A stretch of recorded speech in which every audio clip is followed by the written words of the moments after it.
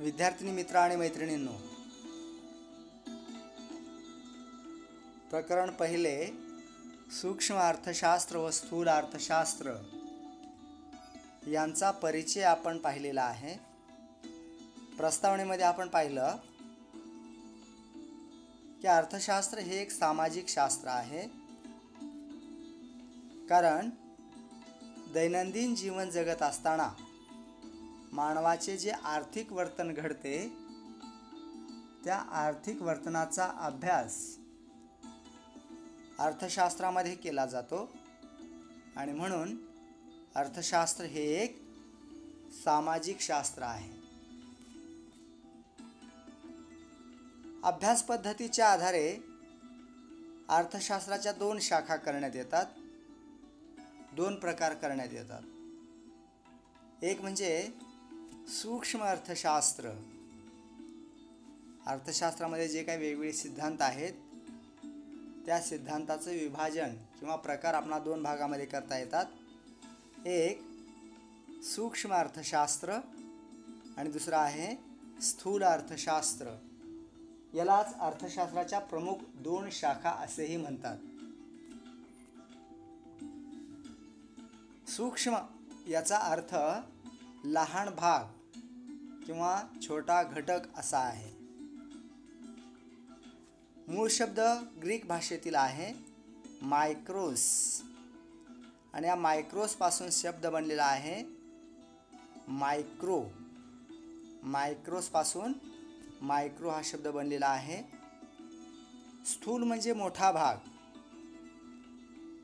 ज्याला आपण मॅक्रो असे म्हणतो. मॅक्रो ग्रीक भाषेतला मूळ शब्द आहे मॅक्रोस. मॅक्रोस पासून शब्द बनला मॅक्रो, स्थूल. मग त्या आधारे अर्थशास्त्राच्या दोन शाखा केल्या जातात. मायक्रो इकॉनॉमिक्स, ज्याला आपण सूक्ष्म अर्थशास्त्र किंवा सूक्ष्मलक्षी अर्थशास्त्र किंवा अंशलक्षी अर्थशास्त्र असे म्हणतो. स्थूल अर्थशास्त्र अर्थात मॅक्रो इकॉनॉमिक्स म्हणजे समग्रलक्षी अर्थशास्त्र.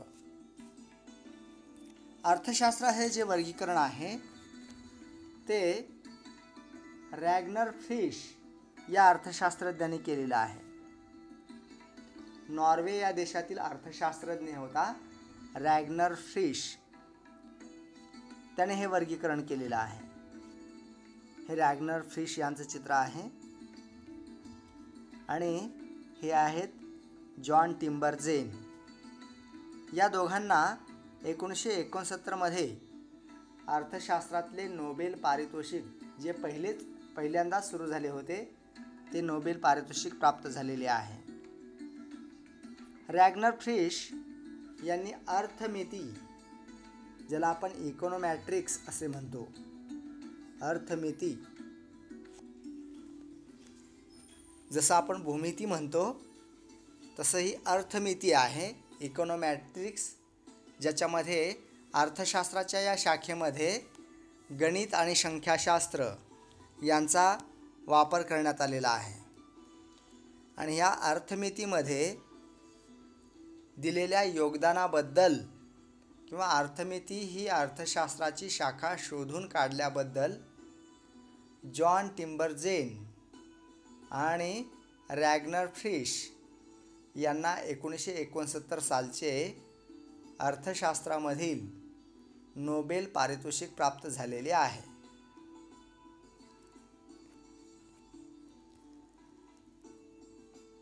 रॅग्नर फिश यांना अर्थमितीचे जनक असे म्हटले जाते. आता आपल्याला सूक्ष्म अर्थशास्त्राची ऐतिहासिक वाटचाल पाहायची आहे. आज सूक्ष्म अर्थशास्त्र किंवा अंशलक्षी अर्थशास्त्र ही अर्थशास्त्राची सुरुवातीची शाखा आहे. म्हणजे अर्थशास्त्राचा प्रारंभ किंवा आरंभ, सुरुवात ही सूक्ष्म अर्थशास्त्रातून झालेली आहे. त्याचा उदय, अर्थशास्त्राचा उदयच मुळात सूक्ष्म अर्थशास्त्रातून झालेला आहे आणि त्यामुळे ही सूक्ष्म अर्थशास्त्राशी ही अर्थशास्त्राची प्रारंभिक शाखा असे म्हटले जाते. सनातनी दृष्टिकोन किंवा क्लासिकल इकॉनॉमिक्स असेही याला म्हटले जाते. परंपरावादी अर्थशास्त्रज्ञांमध्ये Adam Smith, J S. Mill, David Ricardo असे काही अर्थशास्त्रज्ञ आहेत ज्यांनी सूक्ष्म अर्थशास्त्राचा विकास केलेला आहे, सूक्ष्म अर्थशास्त्राच्या विकासामध्ये योगदान दिलेले आहे. हे ॲडम स्मिथ आहेत, हे जे.एस. मिल आहेत आणि हे डेव्हिड रिकार्डो आहेत. Adam Smith, J S. Mill, David रिकार्डो.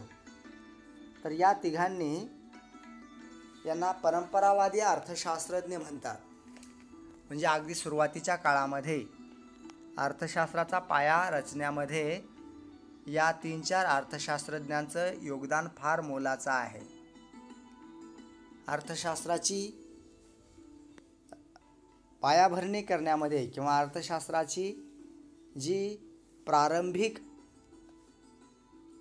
बाब आहे ती विकसित करण्यामध्ये या 3-4 अर्थशास्त्रज्ञांचे योगदान फार मोलाचं आहे. Adam Smith, J S. मिल आणि डेव्हिड रिकार्डो या तिघांनी अर्थशास्त्रामध्ये फार मोलाचे योगदान सुरुवातीच्या काळामध्ये दिलेले आहे. आणि हे पहिल्या पिढीतील असल्यामुळे किंवा सुरुवातीचे असल्यामुळे यांना परंपरावादी अर्थशास्त्रज्ञ असे म्हटलं जातं. म्हणजे अर्थशास्त्रामध्ये काय केलेलं आहे तर एकूण 3 भाग केलेले आहेत. जे अर्थशास्त्रज्ञ आहेत त्या अर्थशास्त्रज्ञांना 3 भागामध्ये विभाजित केलेलं आहे. जे सुरुवातीच्या काळातले अर्थशास्त्रज्ञ आहेत त्यांना परंपरावादी अर्थशास्त्रज्ञ असं म्हटलं जातं. त्यांच्या विचारांना परंपरावादी विचार असे म्हटले जाते. त्यानंतरचे जे काय अर्थशास्त्रज्ञ आहेत या दुसऱ्या पिढीतले किंवा दुसऱ्या फळीतले अर्थशास्त्रज्ञ त्यांना नवसनातनवादी किंवा नवपरंपरावादी असं म्हटलं जातं. निओ क्लासिकल, क्लासिकल म्हणजे परंपरावादी आणि निओ क्लासिकल म्हणजे नवसनातनवादी, नवपरंपरावादी म्हणजे परंपरावाद्यांच्या नंतरचे किंवा परंपरावाद्यांच्या नंतरची जी काही फळी आहे नंतरचे त्यांच्यानंतर जे काय उदयालेले अर्थशास्त्रज्ञ आहेत त्यांना आपण नवपरंपरावादी किंवा नवसनातनवादी, निओ क्लासिकल असे म्हणतो. आणि त्यानंतर जे काय आहे त्याला आधुनिक अर्थशास्त्रज्ञ म्हणतो. तर सूक्ष्म अर्थशास्त्रामध्ये परंपरावादी अर्थशास्त्रज्ञ आणि त्यानंतर नवसनातनवादी अर्थशास्त्रज्ञ असे 2 अर्थशास्त्रज्ञ आहेत. नवसनातनवाद्यांमध्ये कुणाकुणाचा समावेश होतात आपण परंपरावाद्यांमध्ये किंवा सनातनवाद्यांमध्ये कुणाकुणाचा समावेश होतो ते पाहिलं. ॲडम स्मिथ आहेत, जे.एस. मिल आहेत आणि डेव्हिड रिकार्डो आहेत. हे महत्त्वाचे आहेत.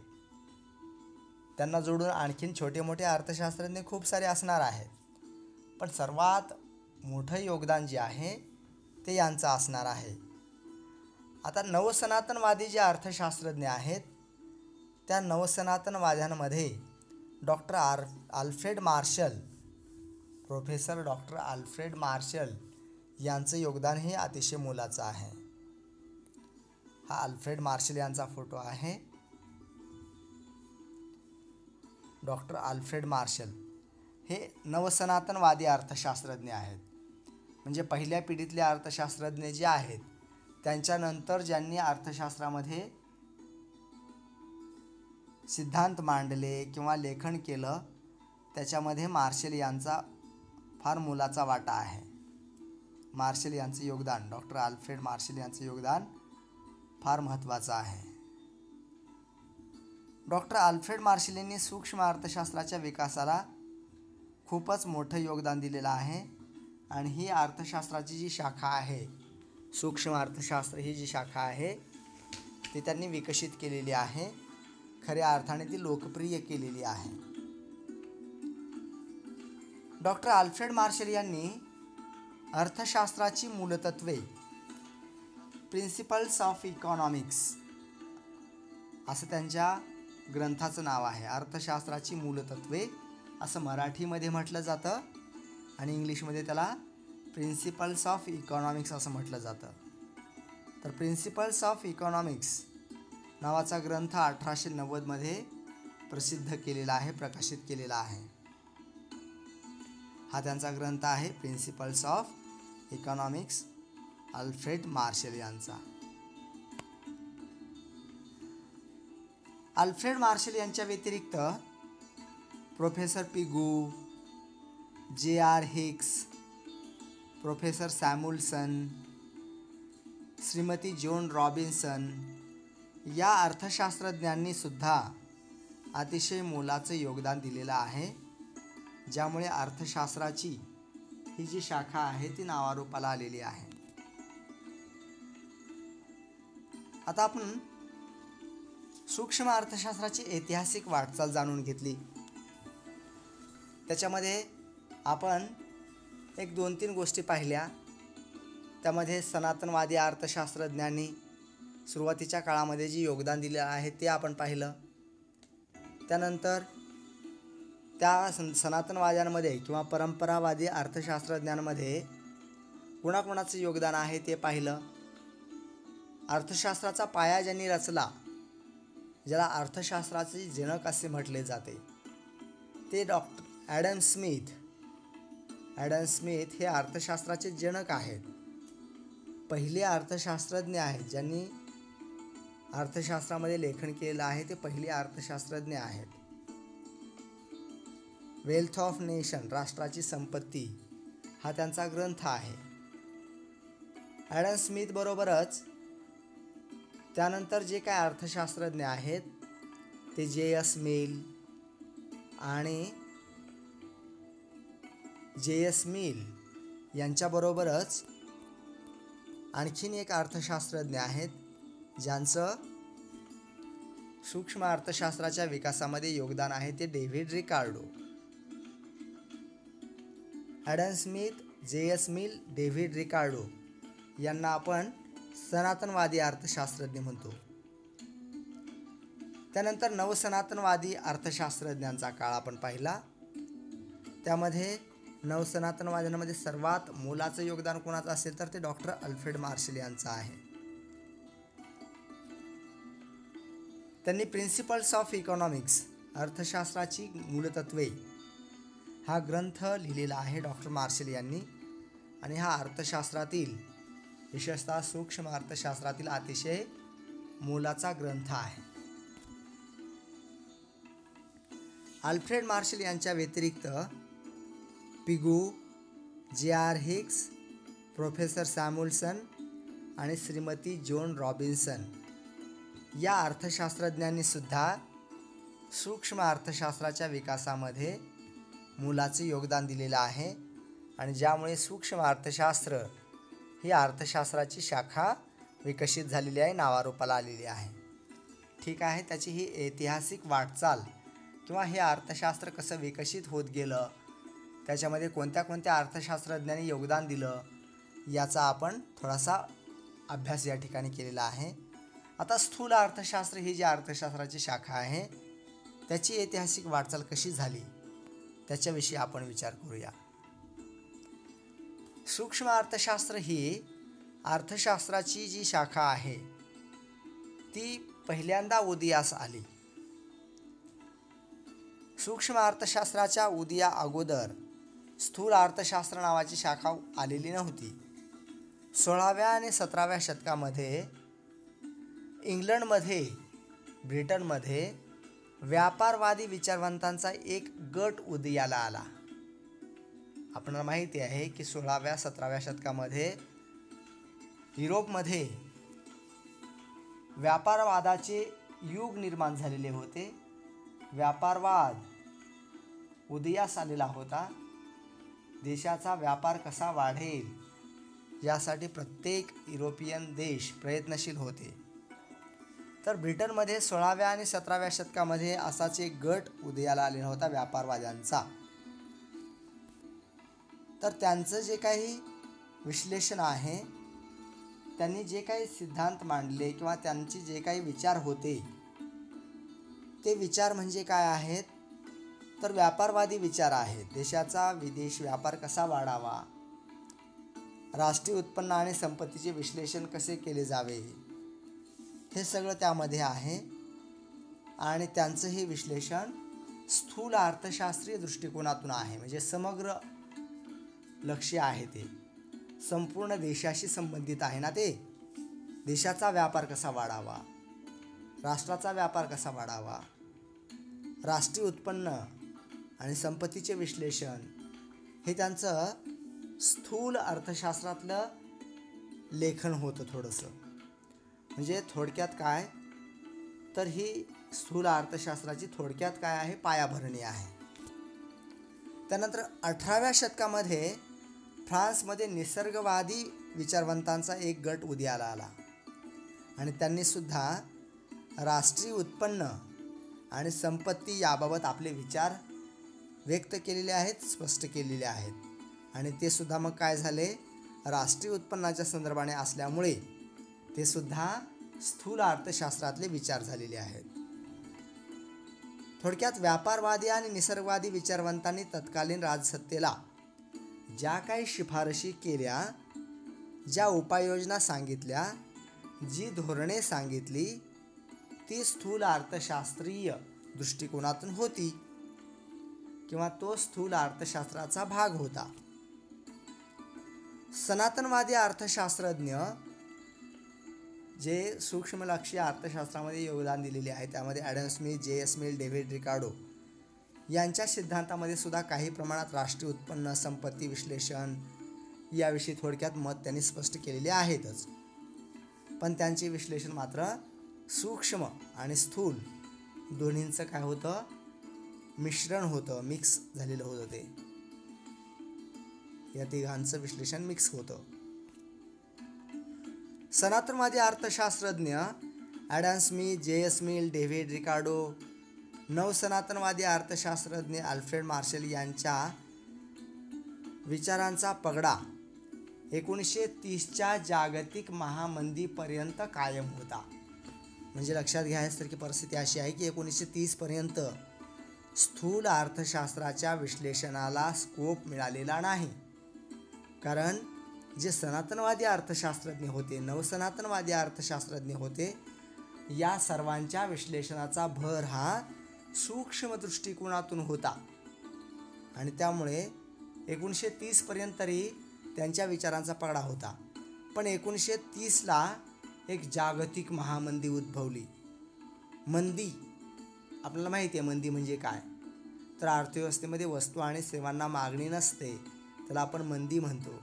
आणि ती संपूर्ण जगभर पसरली तर त्याला आपण महामंदी म्हणतो. तर ही महामंदी संपूर्ण जगभर पसरलेली होती. आणि या 1930च्या महामंदीपर्यंत त्यांच्या विचारांचा पगडा कायम होता.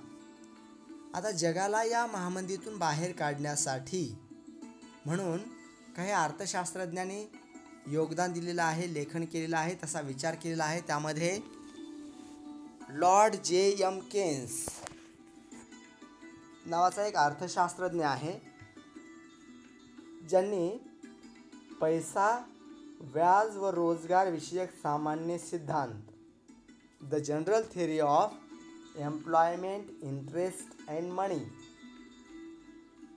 रोजगार, व्याज, पैसा, व्याज व रोजगार विषयक सामान्य सिद्धांत, general theory of employment, interest and money नावाचा जो काही ग्रंथ लिहिलेला आहे, तो 1936ला त्यांनी प्रसिद्ध केलेला आहे, प्रकाशित केलेला आहे. तर हा अर्थशास्त्रातील पहिला ग्रंथ आहे जो स्थूल अर्थशास्त्राचं अतिशय सखोल विश्लेषण करतो. तत्कालीन आर्थिक समस्यांचा अभ्यास या अर्थशास्त्राच्या शाखेमध्ये करण्यात आलेला आहे. आणि म्हणून स्थूल अर्थशास्त्राला किंवा समग्रलक्षी अर्थशास्त्राला विकसित करण्याचं श्रेय जर कुणाला जात असेल तर ते लॉर्ड जे.एम. केन्स यांना जातं. हे लॉर्ड जे.एम. केन्स आहेत आणि त्यांचं हे पुस्तक आहे the general theory of employment, interest and money, रोजगार व सामान्य सिद्धांत, the general theory of employment, interest and money, lord J M. Keynes. Lord J M. Keynes यांच्याबरोबरच Thomas Malthus, Wicksell, Walras, Irving Fisher यासारख्या काही अर्थशास्त्रज्ञांनी सुद्धा स्थूल अर्थशास्त्राच्या विकासामध्ये योगदान दिलेलं आहे.